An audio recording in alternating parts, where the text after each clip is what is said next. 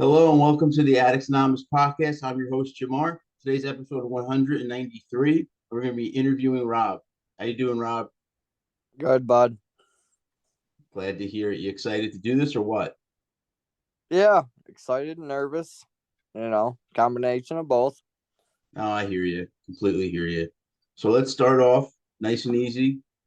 Tell me about your childhood and growing up. Childhood was traditional. Ma stayed home for the most part. Dad went to work. Um, Lived in Florida for the first 10 years down in Tampa. And then we came back home to Wyoming County, New York in 94. And I only remember it was April of 94 because Kurt Cobain committed suicide, I as love they Kurt say. Cobain. Yep. And Wyoming County, small county, has always been home. So So tell us about your childhood. Did you have any brothers and sisters? yeah, I had a younger brother, little big brother, as they say, a little bit bigger than me, but and then I got a sister. My brother's 36, and my sister is 30. So you know, How old are we you? lived. I am. I'll be 39 here in December. All right, so you're the big brother. Yeah, and my dad went to work out of state. I was home pretty much on the weekends, and mom went back to college. So I ended up, raising my brother and sister there for a few years, and then we lived a normal, childhood. We did, small things. We didn't have a lot of money, so we did small things as a family. Going parks and whatnot, cheap things, but it's not necessarily the cost, but memories you make. Exactly. Exactly. So how'd you do in school? I was always the one that was the class clown or the guy that, was always friends with everybody. I played some football, but you know, I ended up, being more of a troublemaker with wanting to party and stuff like that. But I didn't really fit in anywhere, but I fit in everywhere. What do you mean by that? You mean you felt like an outsider, but you fit in with everyone? What do you mean? Yeah, I mean, I got along with the jocks, I got along with the hippies, I got along with the goths, I got along with the preps. I was a guy that, no matter the situation or the group of people around me, I was always, likable. I could just go with the flow with whatever type of group of people I was around. Gotcha. Got Understood. So what was your social life like? Did you have a lot of friends growing up? that, um, I had decent parents to where, my dad was the type that I know you're gonna party, but if you're gonna party, you might as well be here. I know where you're at. So I was the guy that was able to get alcohol or whatever the case may be. If you wanted to have a good time, I was the guy to call. So I was always the guy at all the parties. You know how it is in high school and stuff like that. You know, whatever time you're trying to have, I was the guy for it.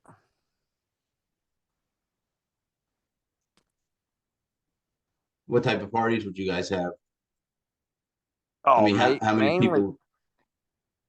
mainly, usually a keg party. I mean, it would be 75 to 100 people, and it was out in the field. We'd build a fire, threw a fire up, had a keg, big keg stands, the usual, out in the country type stuff. You know, it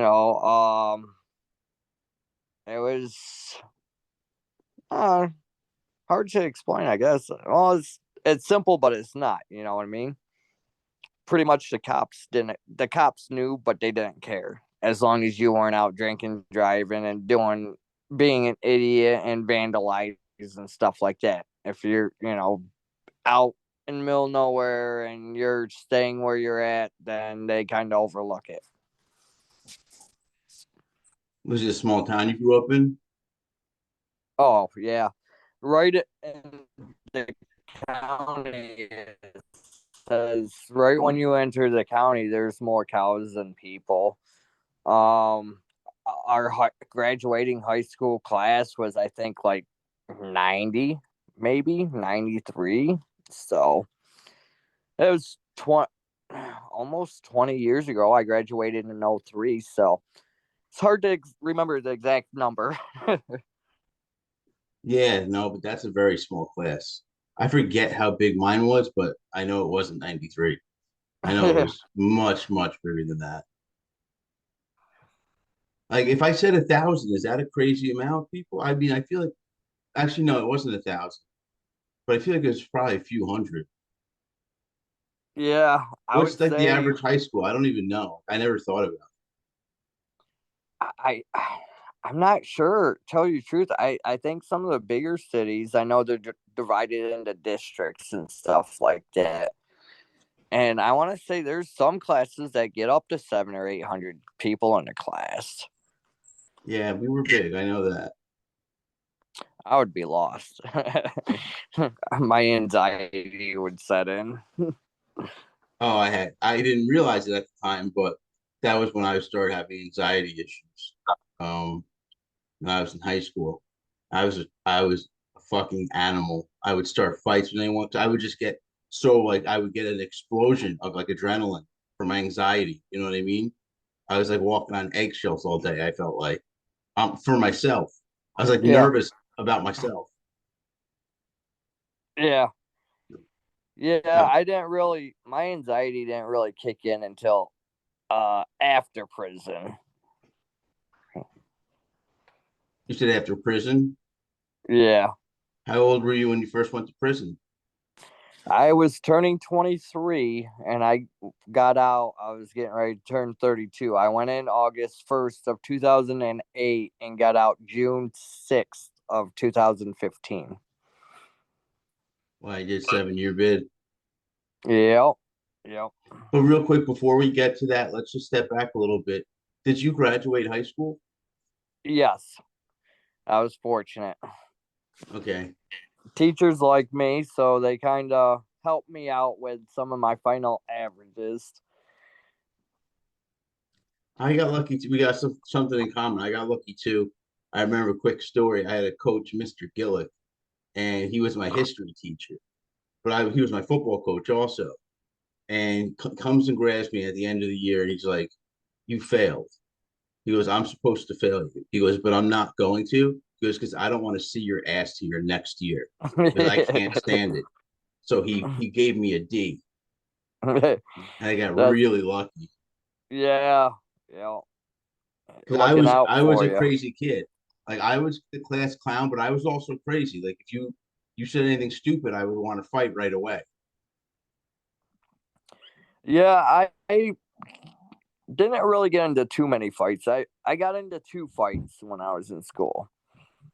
And because I'm a shorter stature guy. I mean, I'm 5'4", 140 pounds.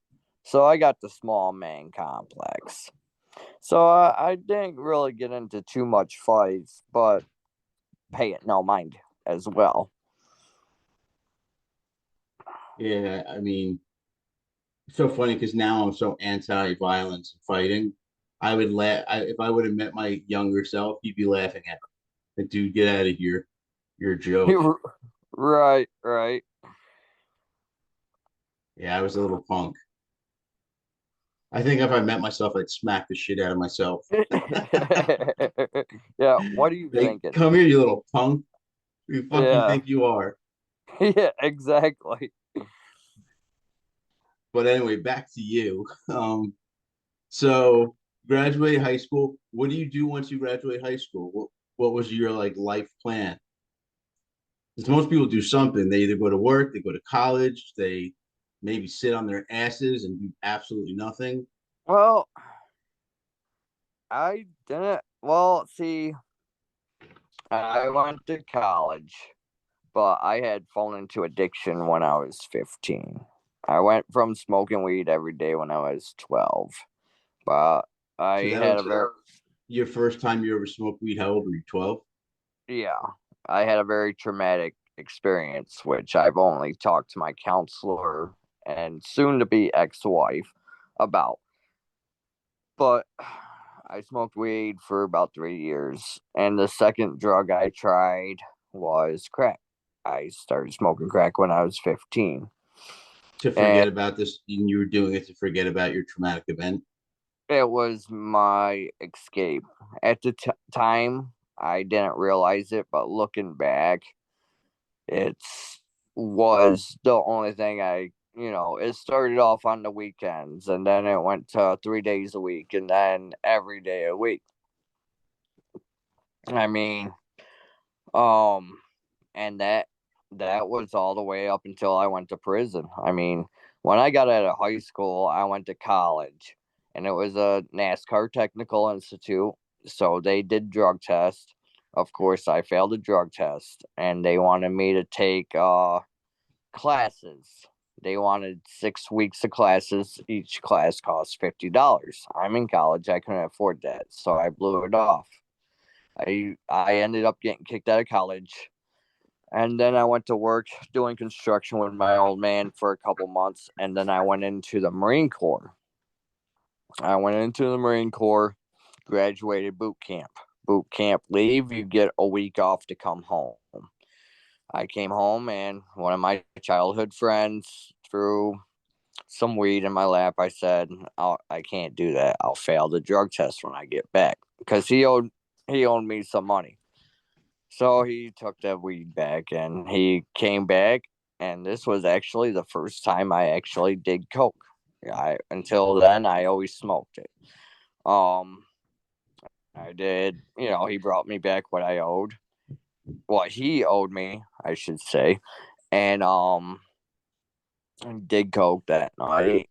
And when I went back to what it's called MCT training at Camp Geiger, which is your combat training.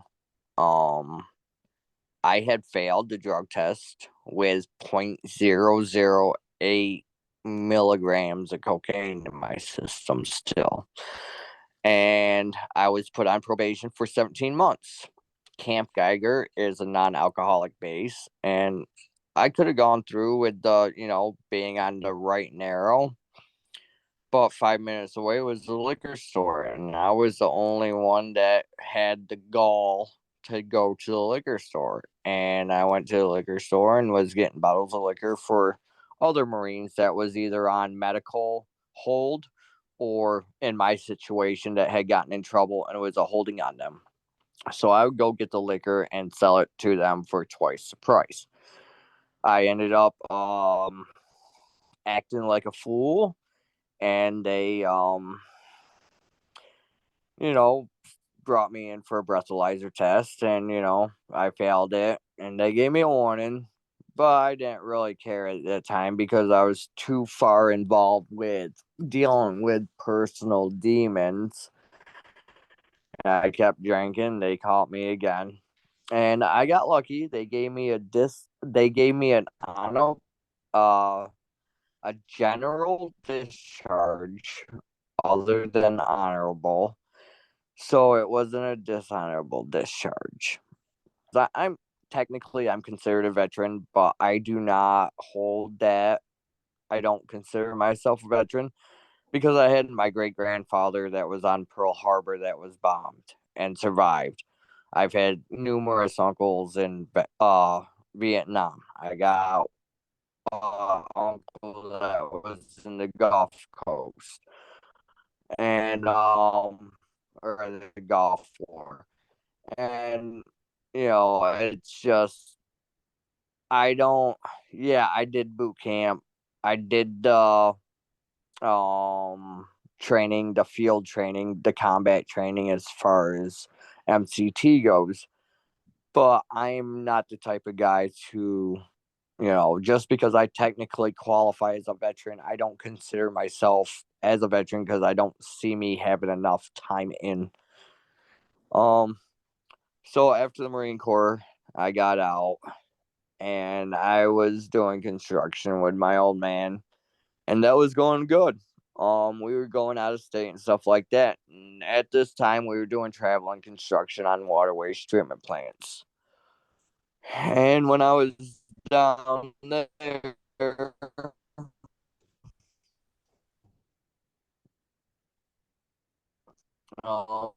of course, when you're involved in different addictions, whether it's alcohol, drugs, your choice of drug, you always attract that company.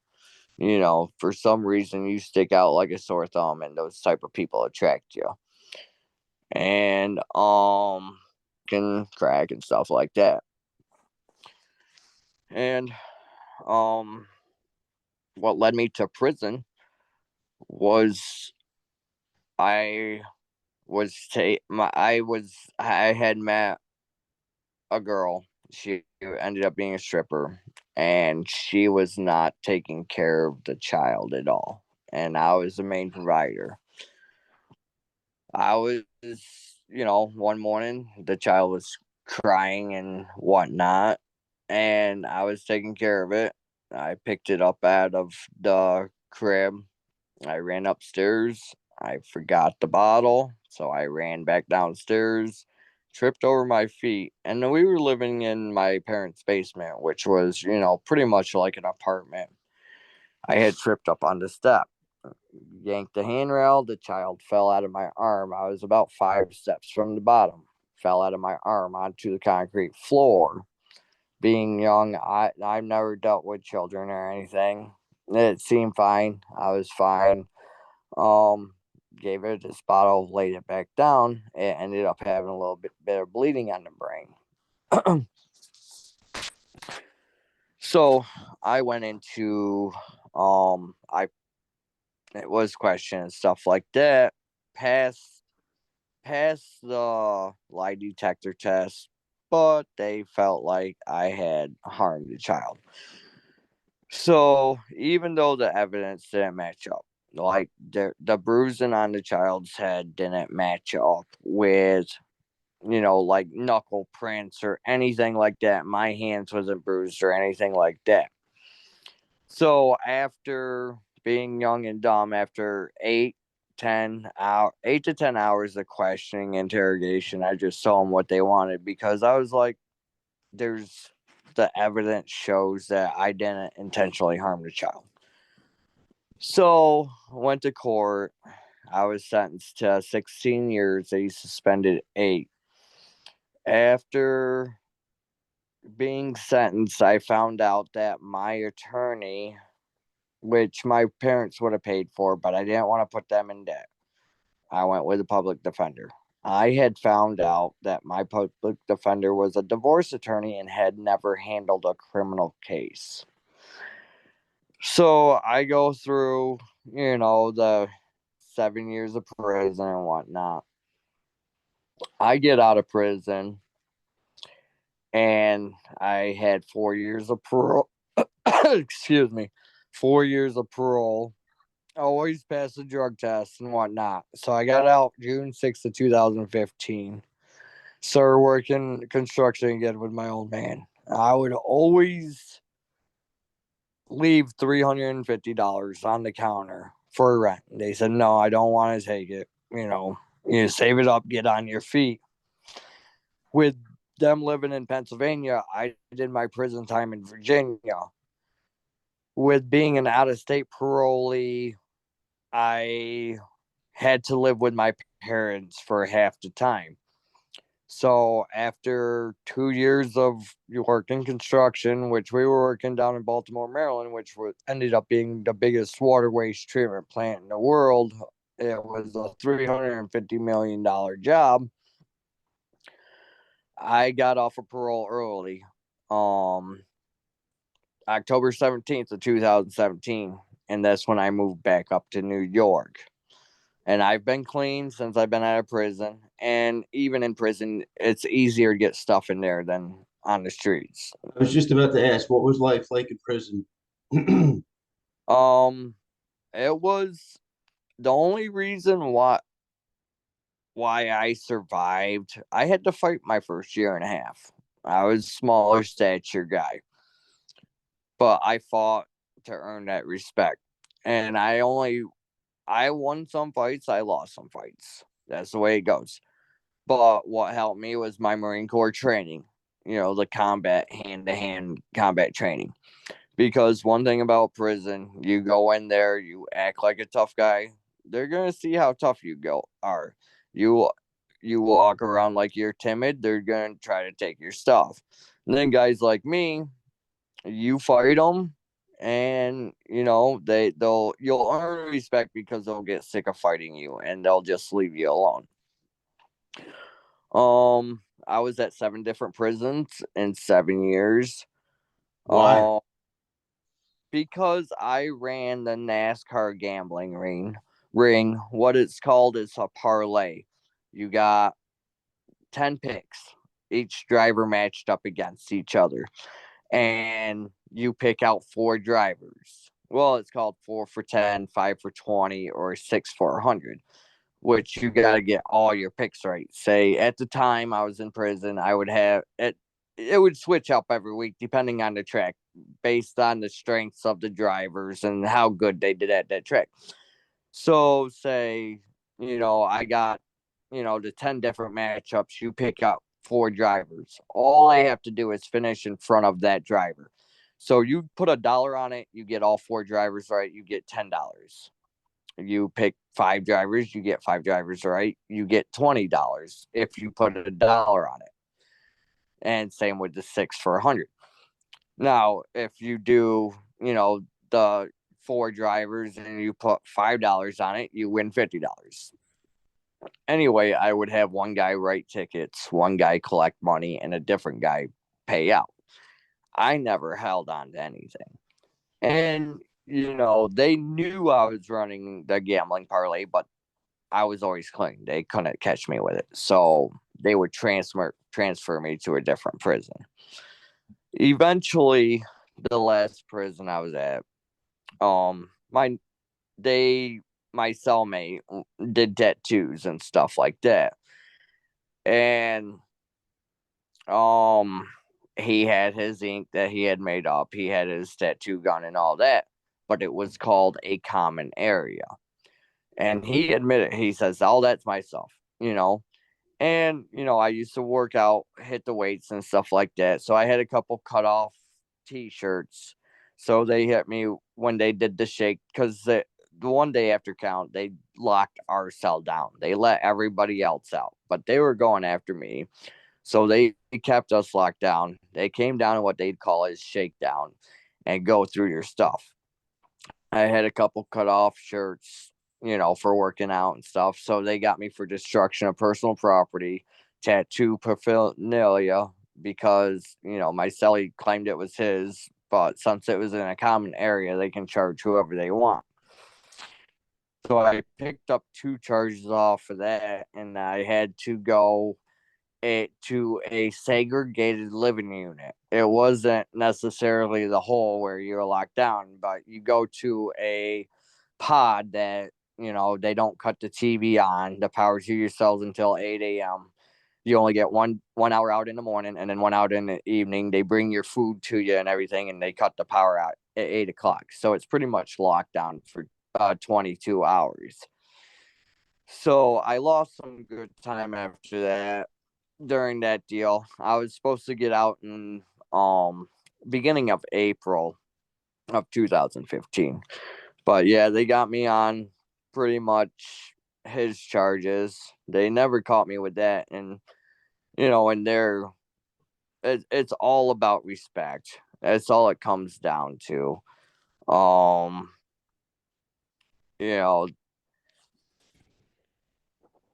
the old thing, it's it's crazy because if you don't have family members that send you money to order off a commissary, it's hard in there because there's the meat on the packages. It says right on it, not for public consumption, and that's for mental institutes and prisons. And the food is garbage. So they kind of create that environment. And a lot of people say, oh, it's got to be easy. You get three hots and a cot, and it's not that simple. I've had guys literally come up to me and say, I'm not gay. It's just my hustle, meaning they'll suck dick for a cup of coffee. But that's, I could sit here for days on end just to talk about, you know, the mentality of not just prison life, but the environment that the system creates in itself. Um, Give us your thoughts on that a little bit. I mean, so um, you're saying that the system creates this type of atmosphere and environment, kind of breeds worse criminals. yes, but I'm 50-50 on that because, like me, on the flip side, it's was the best thing to ever happen to me because if I didn't go to prison, I'd be 6 feet in the ground because of my addiction. It's all about the person's mindset and figuring out what they want to do with life. Did you ever But use in prison? no, no, I drank once or twice on homemade wine, which is not having anything in your body. A peanut butter jar full of homemade wine will get you trashed, and it's $5. Barter system. And I did drink twice in the 7 years. Now I help people get the stuff out of the kitchen for to make it and stuff like that to make money. But it's all about the person's outset. Like I can see where people keep coming back to prison, like if they have no support system. You got to have a support system. Yes, you got to have a frame of mind, but you got to have a support system as well.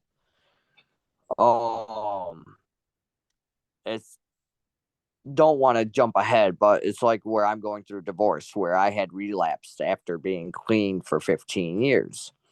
And if it wasn't for my parents, I'd be homeless right now. And if it wasn't for family lending me money for lawyers, I would be a lose lose situation. But that's later on down the road. Anyway, um, like I said, as sad as it is, prison was the best thing for me because I got my mind right on who I wanted to be as a person, who I wanted to be as a man. I had a strong support system. If you don't have that, what I mean, there's very little things that the government will do to help you out to get on your feet because at every roadblock there's a pothole. Like they almost set you up to fail, you know. And to get a it's so hard to get away from what all you know because all you know is how you have survived.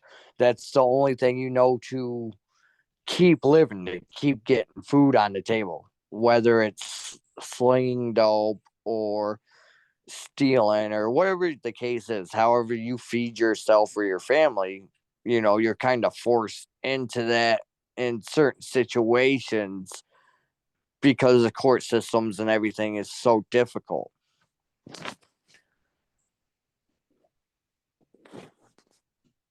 So at what point in your life did you say you needed to get sober? I mean, so you said basically prison. At what age did you go to prison? I was 22. 22. So obviously you said you only used liquor twice in there, or wine technically in there twice. So you were sober for those 7 years.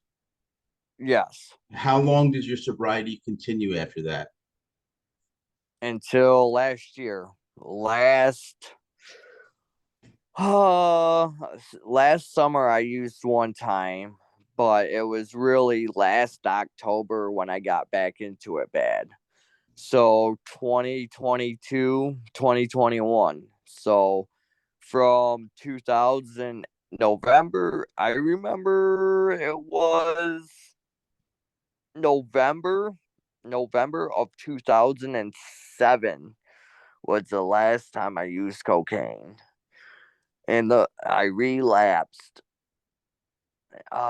June of 2021. I did it one time and then You relapsed on coke? yes. I didn't go back to smoking, but I started doing blow.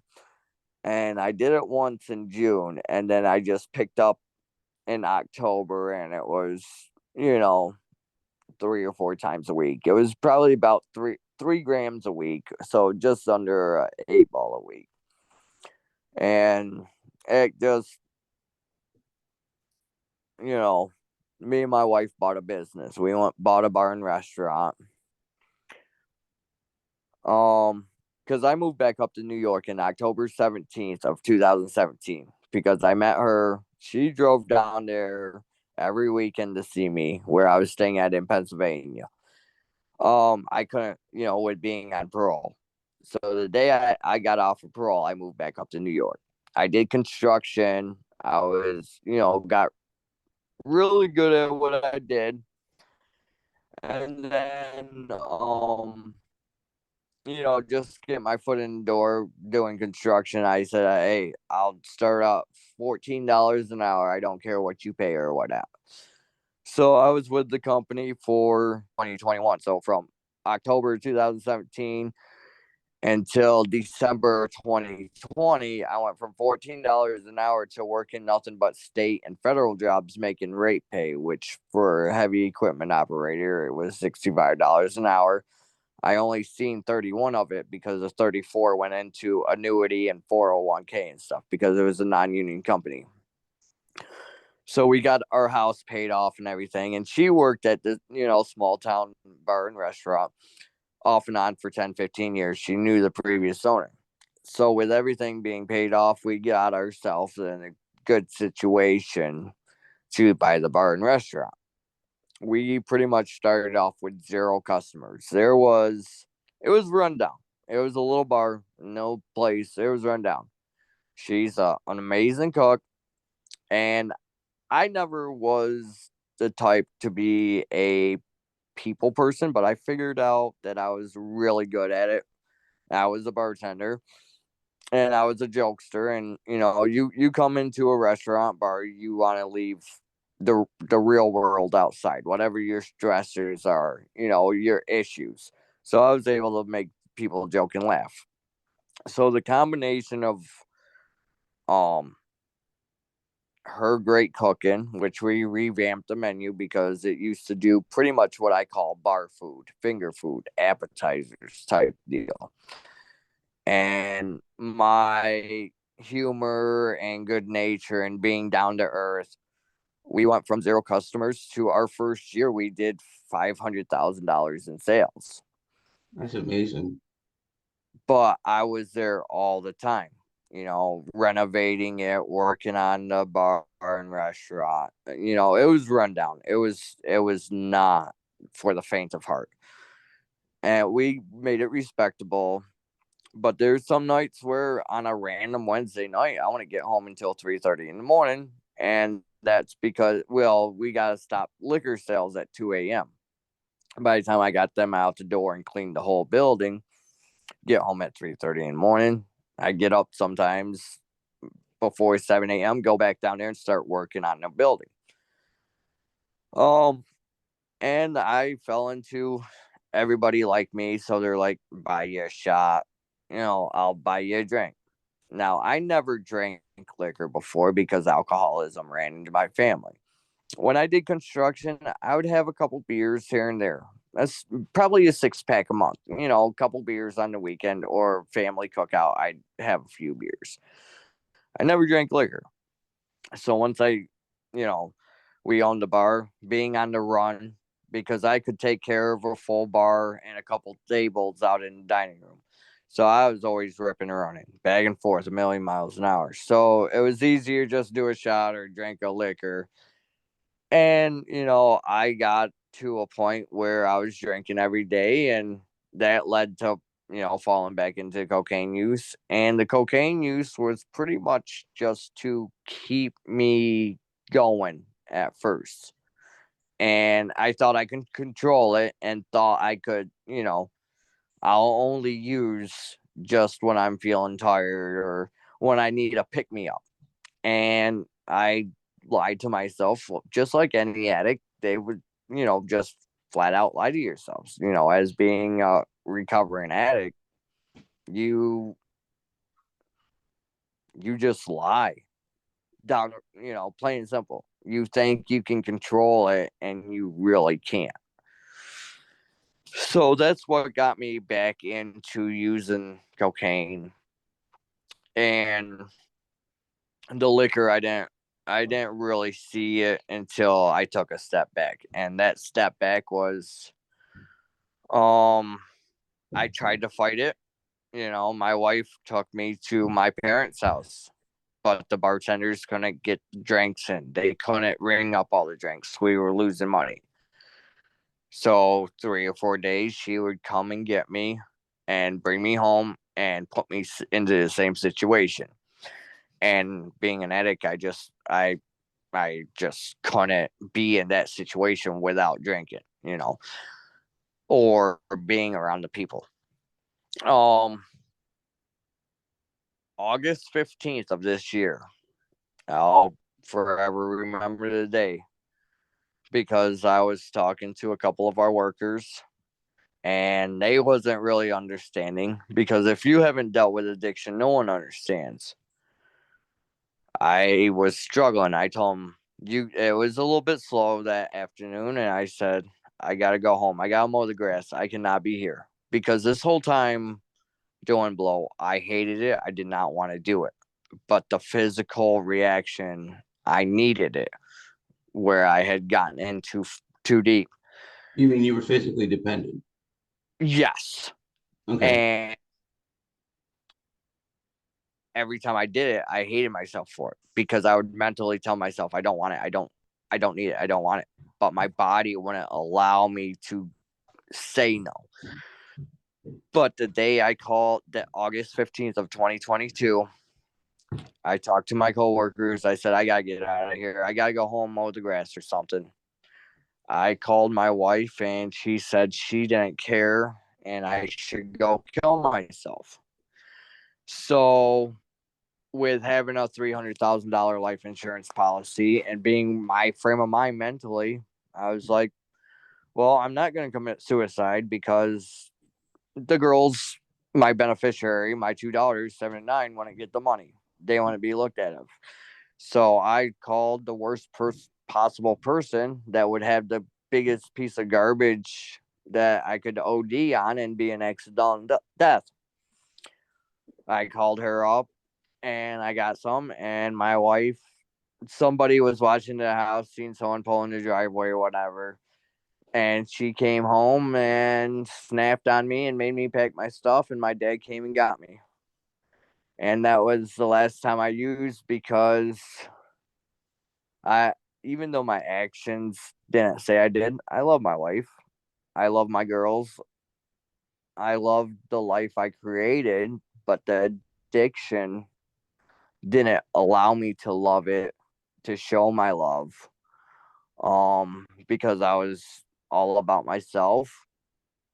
Um,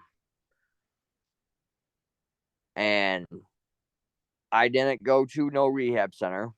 I went to a cousin's house, my cousin and aunt's house down in North Carolina, for a week to detox.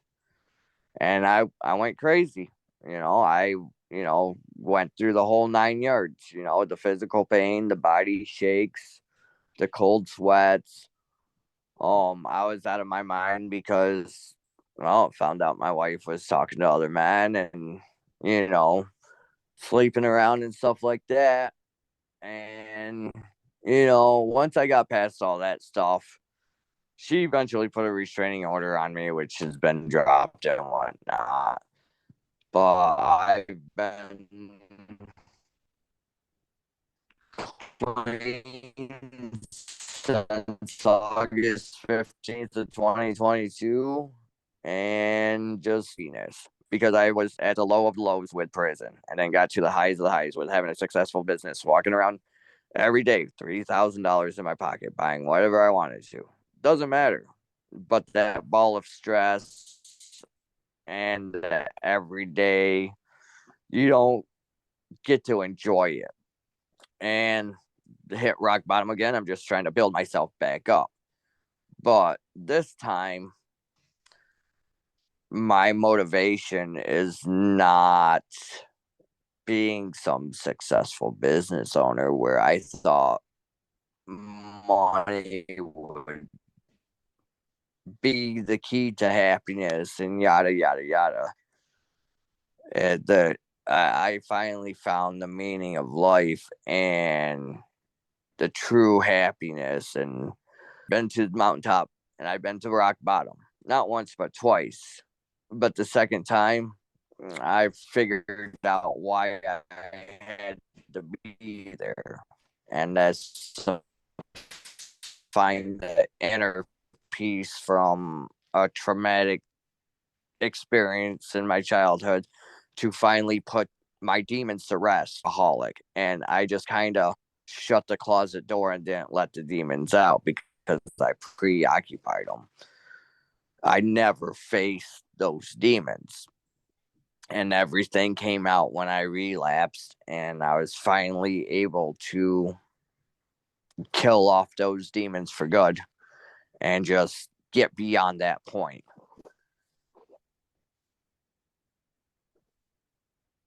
I got you what you're saying. Completely feel you on that. So let me I ask you mean, this question. How do you keep yourself sober nowadays?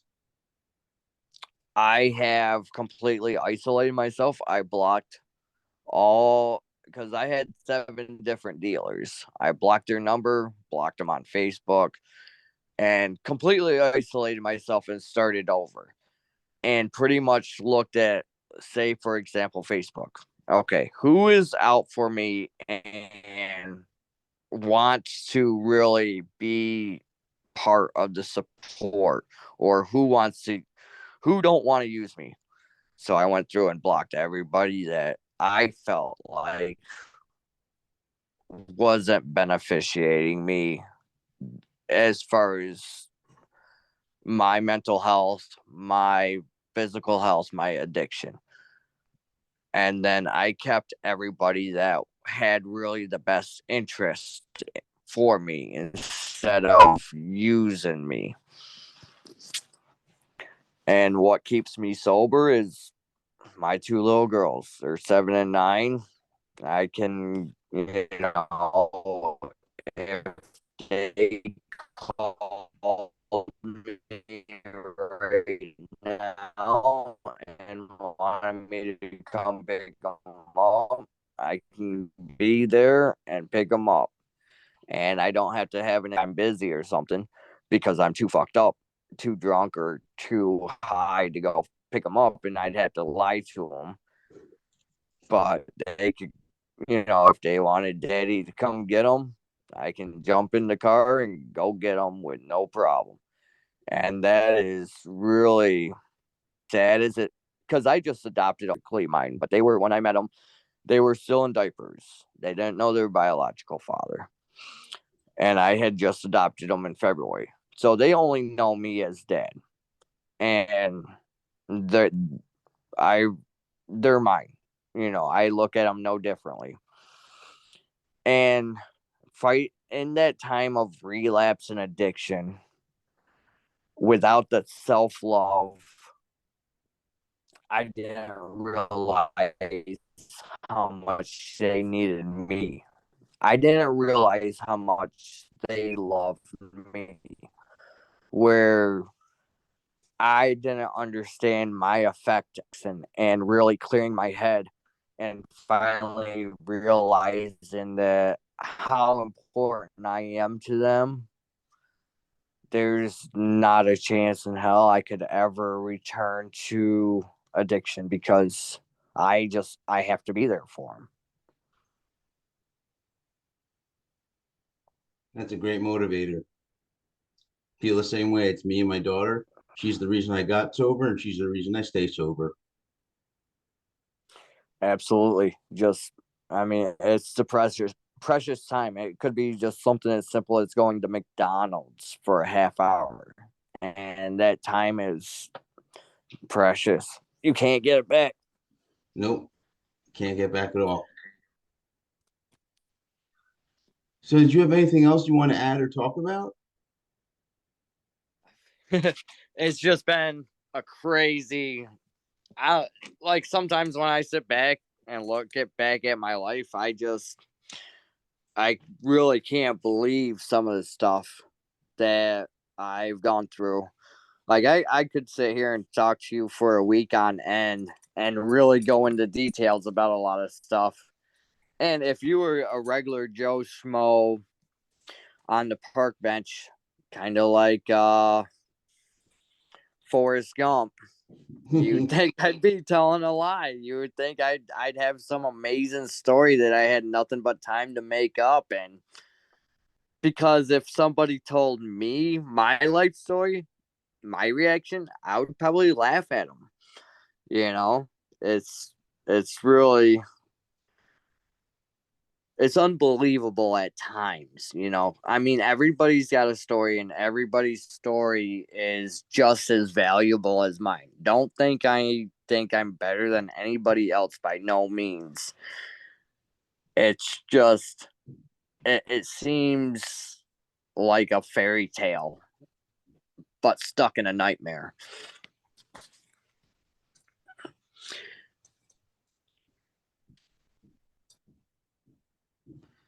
So, let me ask you one last question. Do you have any advice for people watching and listening? Don't give up. There's always, as long as you got hope, you cannot have a negative mindset and expect to have positive outcomes. No matter what little goal it is, whether it is just getting up with just having a goal of a positive mindset, means the world. You cannot expect to fall back into addiction or relapse if you continue to walk down the same sidewalk. You got to get across that street and see the brighter side of things.